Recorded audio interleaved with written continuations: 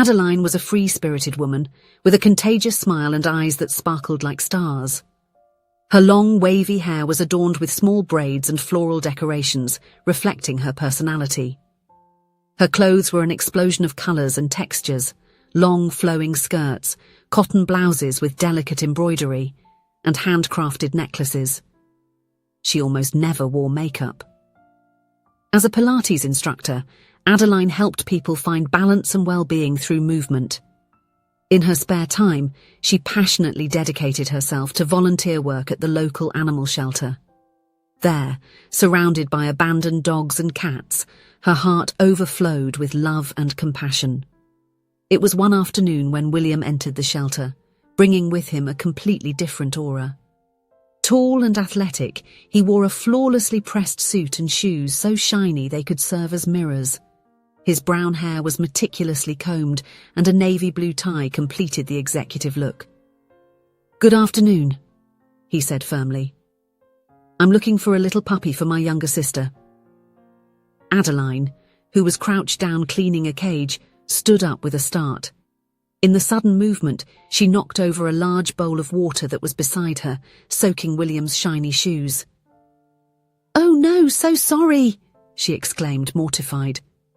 She quickly grabbed some towels and began frantically drying the man's feet. William stepped back, clearly irritated. "Look what you've done. These shoes are imported." Adeline frowned, stopping her movements. "Well, sir, maybe it's not a good idea to wear such expensive shoes to visit an animal shelter. Here we deal with a lot of fluids." They stared at each other for a few seconds, the tension palpable in the air. Then, to their mutual surprise, they began to laugh at the same time. "You're right," admitted William, shaking his head. "I guess I didn't think that through very well. Your arguments are quite convincing, you know. You should be a lawyer." Adeline smiled, her eyes sparkling with amusement. "And you, with that neatly pressed outfit, are definitely ready for the courtroom." "In fact, I am a lawyer," William replied with a mischievous grin. "And I could sue you for material damages to my imported shoes." Adeline's face twisted into a look of horror until she noticed the playful sparkle in his eyes. They both burst into laughter again, breaking any lingering tension. In the days that followed, William returned to the shelter several times. First, he claimed he needed to see more dogs to be sure of his choice. Then, he said he wanted to check if the puppy was adapting well. Next, he showed up with the excuse that he might want to adopt a cat too. Adeline noticed the intentions behind the visits but pretended not to, secretly charmed by the presence of the well-dressed lawyer who seemed so out of place in that environment, yet so determined to be there. Finally, after 2 weeks of almost daily visits, William gathered courage. "Adeline," he began, nervously adjusting his tie, "would you like to have dinner with me tonight?" Her smile lit up the entire room. "I thought you'd never ask," she replied with a mischievous twinkle in her eyes. The relationship between Adeline and William blossomed quickly, like a seed planted in fertile soil and tenderly nurtured. They were opposites in many ways, but they complemented each other in a unique and special way. While William lived in the city centre, in a modern and minimalist apartment, Adeline lived on the outskirts, in a colourful house surrounded by a lush garden. He woke up early, drank black coffee, and went straight to the office. She started the day with an outdoor meditation, followed by a tea made from fresh herbs picked from her own garden. Despite the differences, or perhaps because of them, the love between the two grew each day. William learned to relax more, take off his shoes occasionally, and feel the grass under his feet. Adeline, in turn, discovered that there was a certain beauty in the organisation and punctuality she once despised. The first time Adeline met William's family was a memorable experience, to say the least. His parents' mansion was imposing, with Greek columns at the entrance and a meticulously maintained garden. Adeline felt as if she were entering a world completely different from her own. Susanna, William's mother, greeted them at the door with a rehearsed smile. Her eyes scanned Adeline from top to bottom, pausing for a moment on the young woman's feet. Adeline was wearing leather-strap sandals.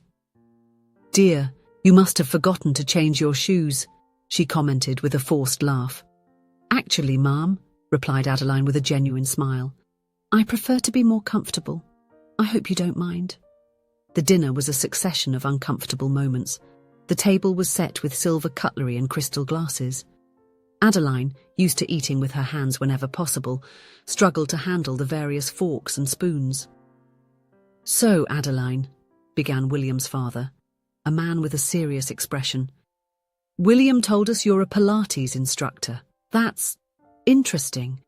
Do you plan to open your own studio someday?" Before she could respond, Susanna intervened. "Oh dear, I'm sure Adeline doesn't think about the future in that way. After all, she spends her free time taking care of street dogs, doesn't she?" Adeline felt her face burn, but she kept her composure. "Actually," she replied calmly, "I do plan to open my own studio. And the volunteer work at the shelter is something that brings me a lot of satisfaction and helps me be a better person."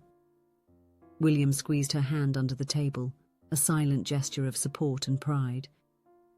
Despite the turbulent beginning, Adeline and William's relationship continued to strengthen. They learned to navigate between their very different worlds, creating their own universe where they could both be authentic. When William proposed to Adeline, it was a scene worthy of a romantic movie. At sunset, he knelt on the grass, without worrying about the suit pants, and presented a simple but beautiful ring with a small emerald, Adeline's favourite stone. Adeline's parents were thrilled with the news. Her mother immediately suggested a wedding in the barn on the family estate. "It would be perfect," she exclaimed. "We can decorate with wildflowers and a string of lights. It will be magical."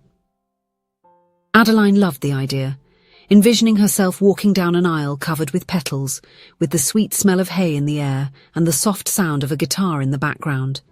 However, when the wedding preparations began, it became clear that Susanna, William's mother, had other plans in mind. "A barn? Darling, that's simply unthinkable," Susanna said with a condescending smile. "I know the owner of that sophisticated hall downtown. I can book it in the blink of an eye." And before Adeline could protest, Susanna was already on the phone, making arrangements. In the months that followed, Adeline found herself caught up in a whirlwind of decisions she didn't really care about. Napkin colours, table arrangements, the choice of cutlery, it all seemed so distant from what she had imagined for her special day. But there was one thing Adeline truly cared about: the wedding dress. She dreamed of wearing the same dress her mother had worn at her wedding. It was a simple dress with delicate lace, without a hoop or extravagant train. The fluid fabric draped gracefully, framing the body naturally and elegantly. The dress had been handmade by Adeline's grandmother, especially for the wedding. When Adeline mentioned her wish to Susanna, the reaction was immediate and emphatic. "Absolutely not, Adeline," protested Susanna, horrified. "Imagine you marrying my son in such a simple dress. No, that's not going to happen. I am friends with the best designers in the country, and they will surely design an exclusive model for this date." Once again, before Adeline could argue, Susanna was already on the phone. The next day, Adeline found herself standing on a pedestal, surrounded by mirrors, while a team of stylists took her measurements and discussed fabrics and styles. Adeline's mother watched the scene with concern, noticing how her daughter seemed uncomfortable and sad, even though she tried to hide her emotions with a forced smile for Susanna. Taking advantage of a moment when Susanna stepped away to take a call, Adeline's mother approached her daughter. "Darling," she said softly, "this wedding is yours and William's. Don't let Susanna impose her will so much and override yours." Adeline sighed deeply. "It's just a party, Mum." "It's okay," she replied, more to convince herself than her mother. The days passed quickly, and soon the big day arrived. Adeline was in a luxurious room at the hotel where the ceremony would take place, surrounded by makeup artists and hairstylists. The dress chosen by Susanna was a masterpiece in itself. Layers and layers of tulle and silk, elaborate embroidery, and a train that seemed to stretch for miles. Adeline looked at herself in the mirror, barely recognizing the woman she saw reflected. The dress was tight, restricting her movements. The high-heeled shoes made her feel unsteady. Her hair, tied up in an elaborate bun, was so full of hairspray it seemed artificial. At that moment, Adeline's mother entered the room carrying something in her arms. "Daughter, look what I brought," she said, unfolding the old wedding dress. "If you change your mind, it's ready to be worn." Adeline looked at the dress with teary eyes. It was exactly as she had dreamed. Simple, elegant, full of history and meaning. For a moment she seriously considered changing clothes. But then she thought about all the work Susanna had done, about all the guests waiting outside, and decided to go ahead with the original plan. As she walked to position herself for her entrance, somewhat awkward due to her lack of practice, she stumbled in the high heels. Regaining her balance, she thought, "I won't wear these shoes, or I will end up falling while walking down the aisle." With a quick motion, she got rid of the shoes, remaining barefoot. Then the doors finally opened, and it was at that moment that she truly saw the hall for the first time. The decorations were extravagant, lights flickered everywhere, and there were faces, hundreds of them, of people she barely knew. Camera flashes went off incessantly, and Adeline could barely see William at the altar. He seemed so distant. Suddenly the dress felt even tighter. She couldn't breathe properly. She felt suffocated not just by the fabric, but by the whole situation. In an act of desperation, as if trying to break free from something that prevented her from breathing, Adeline grabbed the fabric of the dress and tore it, right there, in front of all the guests. A shocked silence fell over the hall. Adeline stood there about to walk down that aisle, barefoot with the dress torn, tears streaming down her face and ruining the carefully applied makeup. Adeline's mother, realizing the gravity of the situation, quickly asked for the hall doors to be closed. She hurried to her daughter, took her by the arm, and led her back to the preparation room. Adeline sobbed uncontrollably as the shocked murmurs of the guests echoed down the corridor.